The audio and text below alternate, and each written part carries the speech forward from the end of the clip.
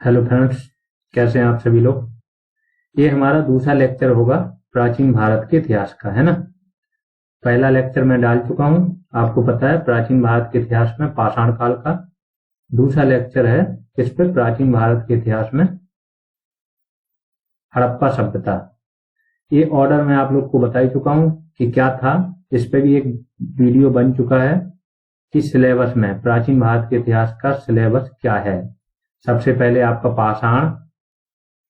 पाषाण काल, फिर हड़प्पा, फिर छोटा सा एक है ताम्र पाषाण, इसके बाद है वैदिक काल, है ना। फिर महाजनपद काल हो गया, मौर्य काल होते हुए ये मैंने पूरा डिटेल में पढ़ाया। आप लोग उस वीडियो को देख लीजिए। पाषाण काल पे भी वीडियो बना चुका हूं। ये जितने भी वीडियो बन रहे हैं, जैसे पाषाण काल पे एक वीडियो बनाया, उसके बाद आपको किसी भी बुक या किसी अदर सोर्स की जरूरत ही नहीं पड़ेगी। कोई भी आप प्रीवियस ईयर उठाइए, कोई भी स्टेट का आप पीसीएस दे रहे हो जिसमें जीएस आती हो, यूपी ट्रिपल एससी का तो कोई भी एग्जाम दे रहे हो, यूपी ट्रिपल एससी का कोई भी एग्जाम, चाहे वो पेट का हो चुका है, वो बंद दरोगा आप लोग देंगे, वो सप्लाई इंस्पेक्टर हो चुका है वो भी देते अगर, तो सब कुछ इसके अंदर से ही आएगा, कुछ भी बाहर से नहीं आया था। जो जूनियर असिस्टेंट वाले हैं उनके लिए भी ये इनफ है, मोर देन इनफ है, ठीक है। प्लस जो मेंस दे रहे हैं उनके लिए भी ये इतना है कि उनका 80% एक पूरा आइडिया दे देगा। 10 से 20% उनको इसी में ही थोड़ा सा मटेरियल और ऐड करना पड़ेगा, जो हम मेंस के टाइम पे आपको प्रोवाइड कराएंगे। तो बस अभी तो आप लोग कॉन्सेप्ट क्लियर करते चले जाइए अपना, तो पढ़ते जाइए, रेगुलर क्लास कीजिए, लोगों को रिकमेंड कीजिए, जीएस रेवोल्यूशन चैनल लोगों को शेयर कीजिए, उनको बोलिए आइए यहाँ पे सारी पढ़ाई आपको एक जगह पे एक अच्छे फॉर्म में मिल रही है। ना बहुत ज्यादा बल्कि पीडीएफ मिल रही है 250-250 पेज की, ना कुछ। ये जो पढ़ा रहे हैं इसी का आपको पीडीएफ मिलेगा। बस लास्ट में क्या कराएंगे, कुछ टेस्ट आपके सॉल्व करवाएंगे, प्लस एक पीडीएफ और देंगे जो इसमें गैप होंगे। ये पूरी जीएस हो जाएगी जब सारे सब्जेक्ट, 30 से 40 पेज की एक पीडीएफ दूंगा जिसमें सब सब्जेक्ट्स के गैप भर जाएंगे, चाहे वो हिस्ट्री हो, चाहे ज्योग्राफी हो, चाहे पॉलिटी हो, चाहे इकोनॉमी हो, सबका मिला के 30-40 पेज। फिर ओवरऑल इतना कवर कर लेगा कि कोई भी एग्जाम दो आप, 100 में से 90 क्वेश्चन आपके बड़े आराम से सही होंगे। तो शुरू करते हैं हड़प्पा सभ्यता। हड़प्पा सभ्यता की सबसे पहले किसी सभ्यता की बात होती है तो सभ्यता होती क्या है ना। एक होता है शब्द, हम लोगों ने नाम सुना है, एक होता है अशब्द। तो पहले लोग सभ्य नहीं थे क्या? सही बात है। पहले ना उनका कोई खान पान का नियम था, ना कुछ वो कपड़े पहनते थे, ना कोई नियम समाज के थे, न रहने का आवास का कोई वो था। तो वो लोग सभ्यता का विकास नहीं हुआ था। धीमे धीमे सभ्यता का विकास हुआ। तो विदेशी जो सभ्यताएं थी अपने आप को बहुत उत्कृष्ट मानती थी, लेकिन जब 1920 में खुदाई हुई, पता चला कि ये आज से हड़प्पा सभ्यता जो है 2600 ईसा पूर्व, समझ रहे हो, 2600 ईसा पूर्व में ये मिली थी। अभी कितना चल रहा है, 2022, तो 2600 प्लस 2000 ये मिला लो, 4600 साल पहले। और आज से 100 साल पहले इसकी खुदाई हुई 1920 में। अगर तो उन लोगों ने, जब उनको पता चला कि 4500 साल पहले ऐसी सभ्यता आई थी जो इतनी ज्यादा विकसित थी, जिसकी सड़कें आज भी लोग बाग, जो सड़कें चौड़ा एक दूसरे को चौकोर पे काटती हैं समकोण पे, वो आज भी लोग बनाते हैं। जो नालियां ढकी हुई मैन होल्स जो बनाते हैं वो आज भी लोग फॉलो कर रहे हैं। जिस प्रकार की सीढ़ियां, पक्की ईंटें, ईंटों का आकार, वो आज भी लोग फॉलो कर रहे हैं। जलाशय, तो हर चीज लोग आज उसको अपना रहे हैं आज भी। और उस टाइम आज से 4500 साल पहले भारत में ऐसी सभ्यता मौजूद थी। इसका मतलब हुआ कि जो दुनिया के अंग्रेज या यूरोपियन अपने आप को बहुत सभ्य मानते थे, वो चौंके। उनको समझ में आया कि ये तो कब से सभ्य है, इतनी अच्छी सभ्यता इनकी विकसित थी उस टाइम में कि कहीं कुछ था ही नहीं। तो इस सभ्यता पे हम लोग चर्चा कर लेते हैं। आपको सभ्यता पता चल गया सभ्यता क्या होती है। अब हड़प्पा सभ्यता, sir John Marshall, ASI archaeological survey of India, है ना, भारतीय पुरातत्व विभाग के ये प्रमुख थे। दयाराम साहनी, सबने नाम सुना होगा, ये उत्खनन करता थे। हड़प्पा सभ्यता इसलिए इसको बोला जाता है, पहला स्थल हड़प्पा खोजा गया था। सिंधु नदी सभ्यता भी बोला जाता है क्योंकि सिंधु नदी के किनारे स्थित थी, है ना। अब आ जाते हैं इसका भौगोलिक प्रसार। भौगोलिक प्रसार इसका कहां से कहां तक था। तो जैसे इंडिया की बात कर लें, इंडिया इस तरीके से है ना। तो इधर मान लो, इधर आपका अफगानिस्तान वगैरह है, अफगानिस्तान है ना। ऐसे करके इसको चलिए हल्का सा बनाई देता हूँ मैप टाइप। इधर अफगानिस्तान है, इधर पाक है आपका, ठीक। इधर J&K है, जम्मू एंड कश्मीर। इधर आपका क्या है, बंगाल, बंगाल हो गया इधर पे, इधर साइड है, ये नॉर्थ ईस्ट के पार्ट आ गया सारा, ठीक है। ये बंगाल का, बंगाल हो गया। इधर महाराष्ट्र हो गया, लास्ट में तमिलनाडु हो गया, ठीक। अब यहां से अनुमान लगाओ, अफगानिस्तान में क्या था, मुंडी गाप और सोर्थ भोई नामक दो स्थान मिले।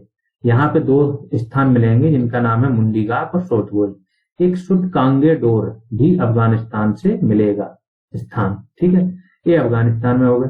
अब पाकिस्तान में इस सभ्यता, तो ये सभ्यता सिंधु घाटी, सिंधु नदी इधर से ही बहती है, इस वाले पार्ट से पंजाब होते हुए। तो ये पूरा स्थान था सिंधु घाटी सभ्यता का, ये स्थान था, ठीक है। साउथ में इधर महाराष्ट्र सबसे आखिरी था, इधर उत्तर प्रदेश का आलमगीरपुर था, इधर मांडा करके जम्मू कश्मीर में था, इधर था शुद्ध कांगे डोर। तो ये स्थान आपके पूछ लेते हैं कि पूर्वी स्थान कौन सा था, आलमगीरपुर, आलमगीरपुर हड़प्पा सभ्यता का सबसे पूर्वी स्थान। सबसे साउथ वाला दैमाबाद, सबसे उत्तर वाला मांडा, और सबसे पश्चिम वाला क्या था आपका, शुद्ध कांगे डोर। ये नाम आपको अटपटे लग रहे हैं, इनको याद करना ही पड़ेगा, है ना। अब इतना सिंपल भी नहीं है भैया, आपको बड़े एग्जाम निकालना है, PCS अधिकारी बनना है, तो कुछ तो याद करना पड़ेगा। तो मेहनत करो, हाँ चीजों को सिंपल बना के देना ये मेरा काम है, वो मैं दूंगा। एक दूसरे से लिंक कराना, कॉन्सेप्ट की समझ बनाना, ये सारा काम करूंगा। लेकिन जहां याद करना होगा, जहां चीजों को समझना होगा, वो समझना पड़ेगा, मेहनत करनी पड़ेगी। तो अफगानिस्तान में था मुंडी गाप और सोर्थ भोई। पाकिस्तान में कौन कौन से स्थान थे, पाकिस्तान में काफी स्थान थे। बलूचिस्तान था, मेहरगढ़ था, मोहनजोदाड़ो नाम सुना होगा, मोहनजोदड़ो भी बोलते हैं, चनहुदड़ो, अमरी और हड़प्पा, ये स्थान पाकिस्तान में थे। पंजाब में एक स्थान था रोपड़, गुजरात में था लोथल, धौलावीरा, इसको अभी यूनेस्को ने विश्व विरासत स्थल बनाया, धौलावीरा को कब, 2021 में विश्व विरासत स्थल का नाम दिया है धौलावीरा को। 39वीं बनी थी, 40वां बना था रामप्पा टेम्पल। रंगपुर, रंगपुर भी गुजरात में ही है, यहाँ पे धान की भूसी के साक्ष्य मिले हैं। ये सारी चर्चाएं आगे है वीडियो में, बस सुनते चलो। कश्मीर में मैंने बताया सबसे उत्तरी स्थान मांडा, ये लिखा हुआ है, मांडा था ये। हरियाणा में राखीगढ़ी और बनावली दो स्थान थे। राजस्थान में कालीबंगा, काली चूड़ियों का स्थान, यहाँ पर कच्ची ईंटों का प्रयोग मिलेगा, अग्निवेदिका आपको मिलेंगी। इसके बाद सती प्रथा के साक्ष्य भी यहीं से मिलेंगे, हवन के साक्ष्य भी मिलेंगे, ये सब साक्ष्य राजस्थान से मिलेंगे। उत्तर प्रदेश में मैं बताया सबसे पूर्वी स्थान था आलमगीरपुर, उत्तर प्रदेश में, ये पड़ता है मेरठ के आसपास। महाराष्ट्र में दैमाबाद, दैमाबाद करके स्थान मिला ये। अब आ जाते हैं, अब जो आदमी थोड़े से छोटे एग्जामों से बड़ी तैयारी कर रहे हैं, ये उनके महत्व की चीजें आ गई है। तो सबके महत्व की समझ बन जाएगी आपकी, तो आपकी भी लेवल बढ़ जाएगा। तो अपना देखो, बहुत ही शॉर्ट फॉर्म में मैंने किया है, ठीक है। राजनीतिक, इसकी विशेषताएं, हड़प्पा सभ्यता की कुछ विशेषताएं होंगी। क्या थी सभ्यता, कैसे, तो पहली राजनीतिक विशेषताएं। राजनीति में मेनली क्या आ जाता है, शासक, राजा थे, कैसे थे, राजतंत्र था, लोकतंत्र था, कैसे राज करते थे, कौन से वर्ग थे जो राज करते थे। फिर प्रशासन आ जाता है, सेना थी कि नहीं थी, अधिकारी कौन से थे, किस तरीके से गुप्तचर विभाग था। तो राजनीतिक में शासक और प्रशासन। तो इन्होंने बोला कि राजनीतिक व्यवस्था केंद्रीकृत थी। कैसे पता लगाया, क्योंकि यहाँ पे जो भी बने थे, जिस प्रकार का नगर निर्माण था, तो जितने भी स्थल मिले सब में अधिकतर सेम ही था नगर नियोजन। उसी प्रकार की बिल्डिंगें, वैसी ही सड़कें, वैसी ही नालियां, वैसे ही ईंटों का प्रयोग, सब चीज वैसे ही था। तो इन्होंने माना कि एक कोई केंद्रीकृत प्रशासन रहा होगा, कभी सब जगह सेम चीज फॉलो हो रही है। दूसरा, व्यापारियों, क्योंकि हड़प्पा सभ्यता मेनली व्यापारिक सभ्यता थी। इनके इराक, ईरान, इसके बाद आपका मेसोपोटामिया, इन सभ्यताओं से व्यापार था और बड़ी मात्रा में भारत को सोना चांदी प्राप्त होता था। तो बोला कि व्यापारियों का इस सभ्यता में महत्व था। तो ये माना गया होगा शायद शासन रहा होगा, ठीक है। अर्थव्यवस्था के बारे में बात कर लो कि अर्थव्यवस्था क्या थी। तो कृषि अधिशेष, अधिशेष क्या होता है, कृषि आपने उपजाई, आपके परिवार के खाने के लिए हो गई, तो आपने क्या किया, उसको बाकी बेच दी, अधिशेष इसको बोलते हैं, एक्स्ट्रा बचा रहा। जुते हुए खेत के साक्ष्य मैंने बताया कालीबंगा से मिले हैं, इसका मतलब कृषि अच्छी होती थी। धौलावीरा से जल प्रबंधन प्रणाली मिलेगी, बड़े बड़े धौलावीरा से आपको जलाशय मिलेंगे, 16 जलाशय, और ये उस टाइम की सबसे उन्नत जल प्रबंधन प्रणाली थी। इस बारे में बहुत डिटेल में चर्चा करेंगे जब मेंस के स्टूडेंट्स को बताएंगे। धौलावीरा अभी ये समझ लो कि 16 बड़े बड़े जलाशय बनाए गए थे, क्योंकि धौलावीरा में जल की कमी थी। एक में पानी जाता था, एक भर जाए दूसरे में, दूसरा भर जाए तीसरे में। नीचे का फ्लोर जो था मिट्टी की ईंटों से, जो पकी हुई ईंटों से बनाया गया था, जिससे कि जल का रिसाव ना हो। इनको नालियों से दूर रखा गया था कि नाली का पानी इनमें ना जाए, इनके पानी नीचे जमीन में। इस तरीके से यहाँ पे व्यवस्था थी। फिर पशुपालन की बात कर लो। पशुपालन में घोड़े के साक्ष्य मिले हैं, कहाँ? सुरकोटदा से। केवल बहुत कम साक्ष्य मिले हैं घोड़े के, सुरकोटदा। बाकी गाय बैल भैंस बहुत पशुपालन ये लोग पशु पालते थे। अब आ जाते हैं शिल्प। शिल्प मतलब क्या होता है? उद्योग। पहले उद्योग ऐसे तो होते नहीं थे कि बड़ी बड़ी मशीनें ये वो, हाथ से ही लोग बनाते थे, तो उसको बोलते थे शिल्प। तो शिल्प में क्या करते थे लोग? ईंटों का निर्माण करते थे, कपड़ा का निर्माण करते थे, बर्तन का, धातु का, बैलगाड़ी का भी ये लोग निर्माण करते थे, रथ का निर्माण भी करते थे, है ना। तो ये सब शिल्प में आ जाता है। फिर मनका। मनका होता था एक पहनने वाली मोहर टाइप की, जो गले में पहनते ना, मनका उस टाइप के होते थे, जो आभूषण के रूप में होते। शैल खड़ी से बने होते, शैल खड़ी नामक एक पत्थर था, एक लाजबर्द भी पत्थर होता है, इन सबसे मन के बने होते थे, मेनली शैल खड़ी थे। लोथल और चनहुदड़ो दो स्थान ऐसे थे जहां मन के बनाने के कारखाने थे। ये यूपीएससी लेवल का क्वेश्चन इसमें पूछा जाता है डिटेल में कि मन के बनाने के कारखाने कहाँ थे।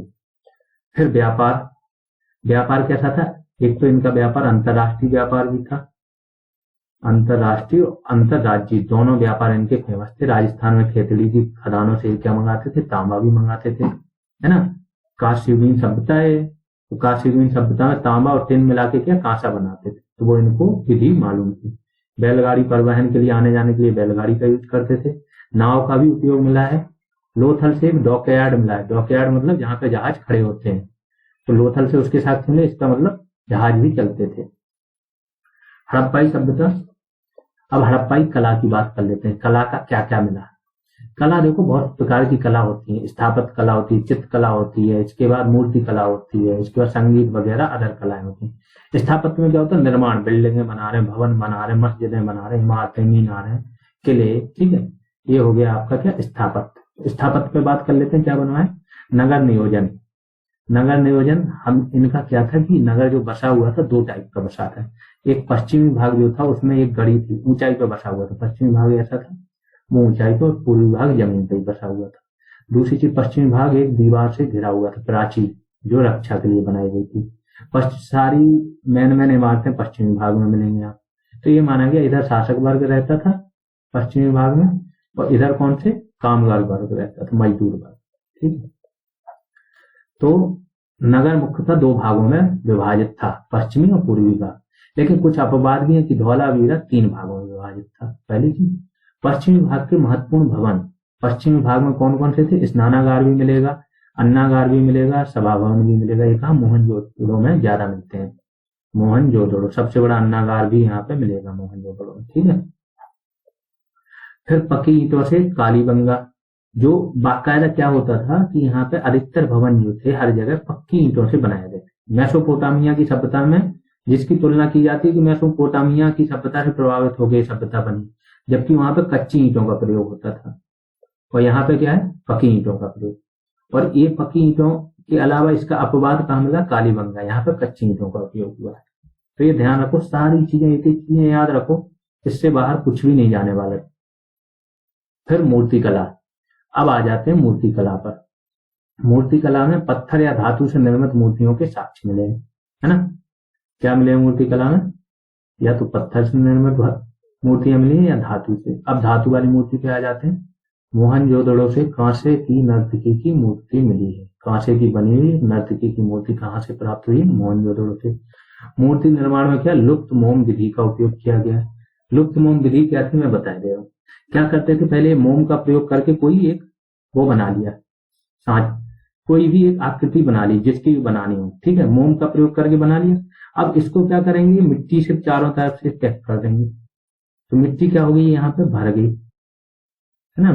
मिट्टी जब यहाँ पे भर जाएगी, मिट्टी या कोई भी धातु, तो यहाँ पे भर गई। अब इसको गर्म कर देंगे, हल्का से इसमें होल रहेगा। जब इसको गर्म करेंगे तो क्या होगा? मोम पिघल के निकल जाएगी, और ये सूख जाएगी, सूखाने के बाद ही गर्म करेंगे तो ये सूखी रहेगी, मोम निकल जाएगी, तो इतना क्या हो जाएगा, इसके अंदर सांचे में होल हो जाएगा, ये पूरा ढांचा बन जाए। अब इसमें जो भी मूर्ति बनानी हो उस धातु को पिघला के डाल दो, इसी आकार में ढल जाएगी। इस तरीके से ये लोग लुप्त मोम विधि का उपयोग करते थे। मूर्तियां गैर धार्मिक प्रकार की थी। एक सींग वाले गेंडे, जैसे एक सींग वाले गेंडे की मूर्ति है, पशुपति शिव की भी मूर्ति मिलती है, एक उन्हीं के टाइप की बनती है, लोगों ने उनको पशुपति शिव से जोड़ा। तो धार्मिक और गैर धार्मिक दोनों प्रकार के, अधिकतर तुम्हारी गैर धार्मिक प्रकार की। चित्रकला, लोथल से एक चालाक लोमड़ी का चित्र मिला है, हड़प्पा से मछुआरा का चित्र मिला है। तो चित्रकला के क्षेत्र में भी ये लोग अव्वल थे। ये मैथ वालों को काम आएगा, लेकिन ये प्री का है, कहीं भी पूछ लेगा चालाक लोमड़ी का चित्र का किस क्षेत्र से मिला है, तो लोथल आ जाएगा। अन्य कलाएं, संगीत का भी उपयोग होता था, ढोलक, वीणा, नृत्य के साक्ष्य मिले हुए हैं संगीत के मामले में। ठीक है। बड़ी संख्या में मोहरें मोहनजोदड़ो से प्राप्त हुई हैं। मोहनजोदड़ो से क्या मोहरें प्राप्त हुई, लेकिन इन मोहरों का उपयोग क्या लेन देन के लिए नहीं होता था। मोहरों का उपयोग होता था कि कोई सामग्री ये लोग विदेश भेज रहे हैं तो उसके ऊपर सील करके मोहर लगा देते थे, जिससे कि पता रहे तुम्हारी सामग्री। तो मोहरों का उपयोग। अब इन मोहरों पे क्या होता है, लिपि से कुछ ना कुछ लिखा रहता था, वो लिपि का नाम था बुस्त्रोपेदन लिपि। ये यूपीएससी से लेके यूपीपीसीएस, बीपीएससी और यूपी SSC किसी भी एग्जाम में ये क्वेश्चन पूछा जा सकता है कि जो हड़प्पन लिपि थी उसको क्या बोलते थे। उसको या तो बुस्त्रोपेदन लिपि बोलते थे, या भाव चित्रात्मक लिपि बोलते थे, या चित्राक्षर लिपि बोलते थे। दूसरी चीज ये दाएं से बाएं ओर लिखी जाती, मतलब इस तरफ से इस तरफ की ओर लिखी जाती थी, यहाँ से शुरू होती थी इस तरफ जाती थी। ठीक है।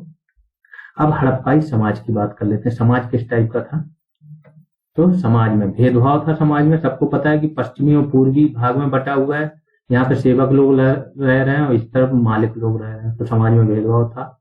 मात्र सत्तात्मक था।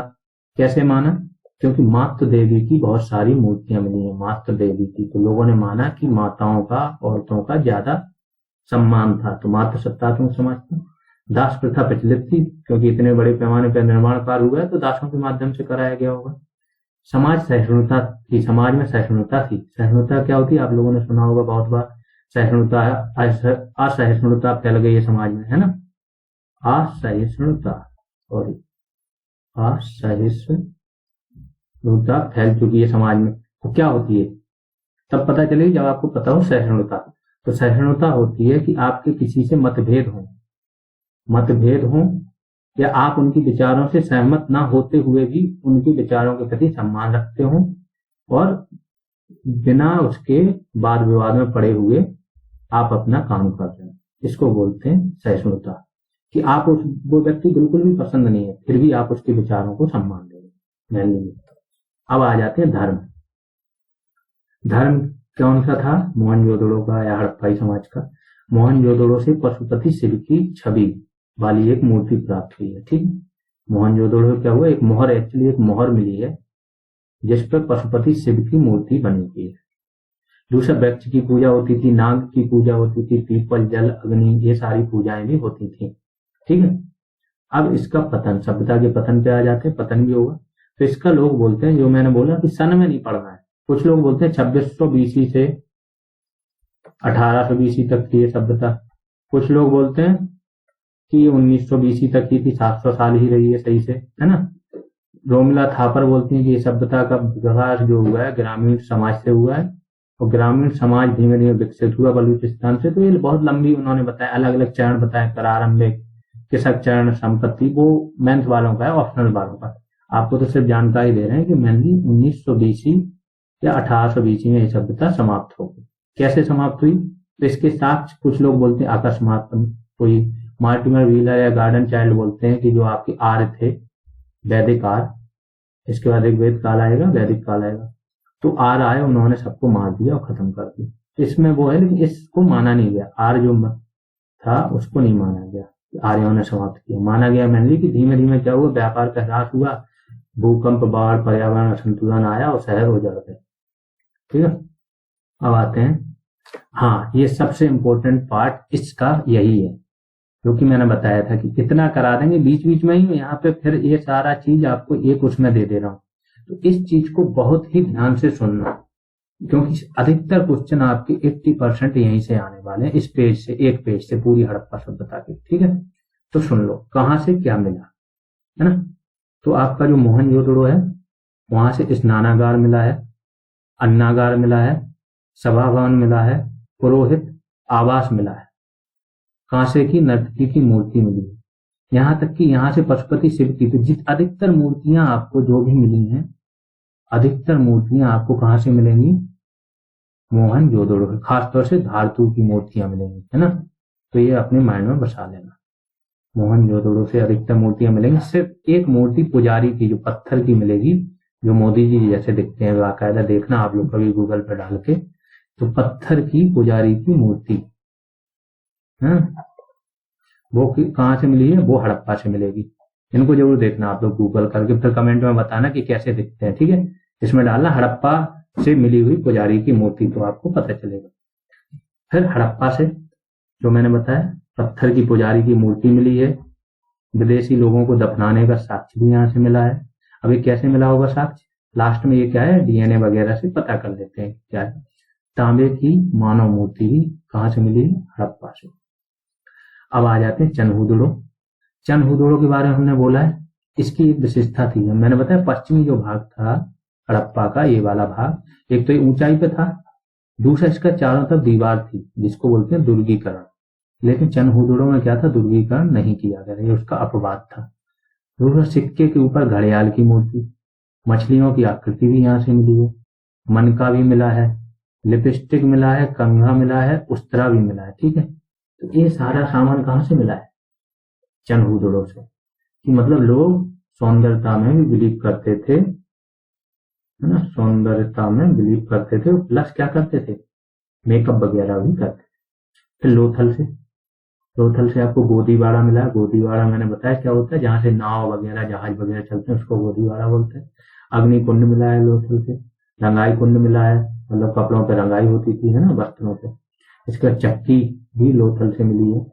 चावल के प्रमाण भी मिले, तो ये ध्यान रखना। कालीबंगा से जुटे हुए खेत के साक्ष्य मिले हैं, कच्ची ईंटें मिली हैं, अग्निकुंड मिला है, वेदिकाएं मिली हैं, भूकंप के साक्ष्य मिले।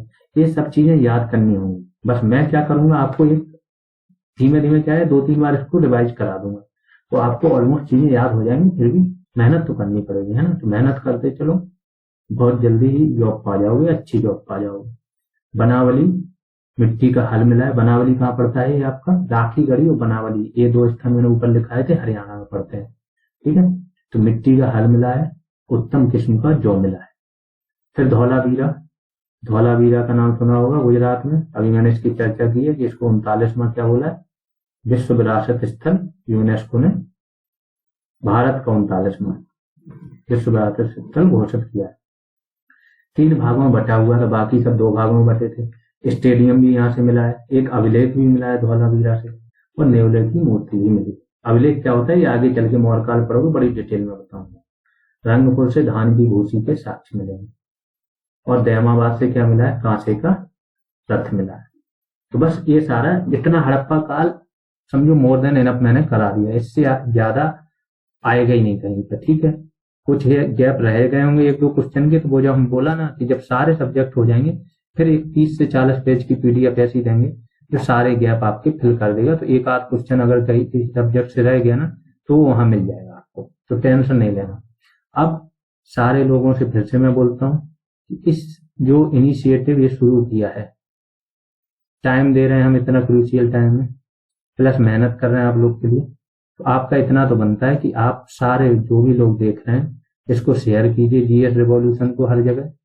आपके जो फ्रेंड्स हैं उनको लेके आइए, ऐसा हम किसी से ले नहीं रहे, और ऐसा भी नहीं पढ़ा रहे हैं कि जो ऊपरी हो, सतही हो, या वन लाइनर्स हो, है ना, पूरा डिटेल में दे रहे हैं आपको। और ये भी बोलना है कि इतना पढ़ने के बाद किसी सोच की जरूरत नहीं पड़ेगी। तो इसको आगे बढ़ाइए, जितने जल्दी, जितने ज्यादा से ज्यादा लोगों तक ये चीज पहुंचेगी, हम और अच्छे से आपको मटेरियल प्रोवाइड कराएंगे। अभी के लिए इतना ही, थैंक यू।